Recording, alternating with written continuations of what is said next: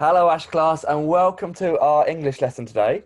So this week in English, we've been looking at figurative language to look for similes and alliteration. We've been looking at hyperbole, and today we're going to be exploring the power of three. So what is the power of three? Well, if you want something stuck in somebody's head, put it in a group of three, because three is the smallest pattern and it makes it really easy to remember.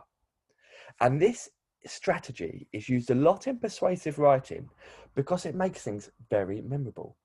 Let's have a look at some examples. So it says here, when writing, try to use three adjectives or describing words to add more impact.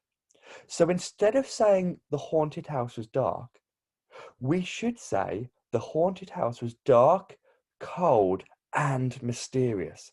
And then we're using three describing words.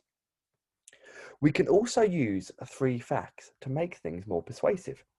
So instead of saying, come to my birthday party to see a donkey, we could say, come to my amazing animal birthday party, see real life animals, stroke some adorable pets, and ride on a donkey.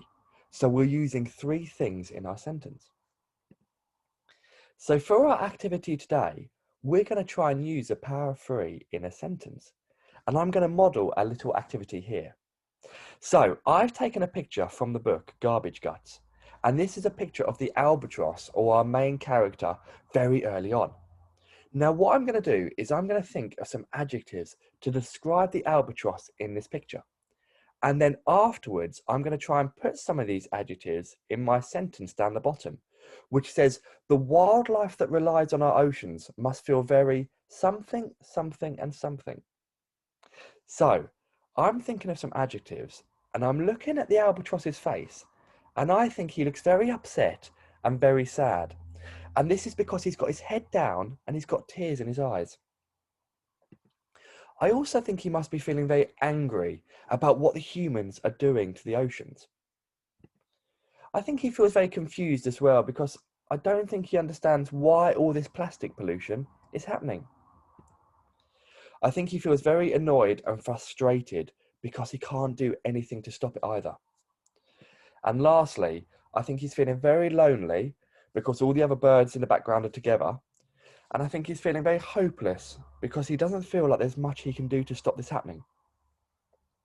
So what I'm going to do now is I'm going to choose three of these adjectives and put them in my sentence. And that's going to be using the power of three. So I'm going to say, the wildlife that relies on our oceans must feel very sad, confused, and frustrated. So I've picked three adjectives and I've put them in my sentence. So what I'd like you to do today is, you've got this picture in your home learning pack.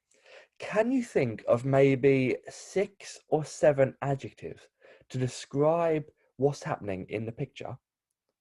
And then use those adjectives to finish off the sentence at the bottom, which says the ocean is something, something, and something. And that way, you're really using the power of three in your writing.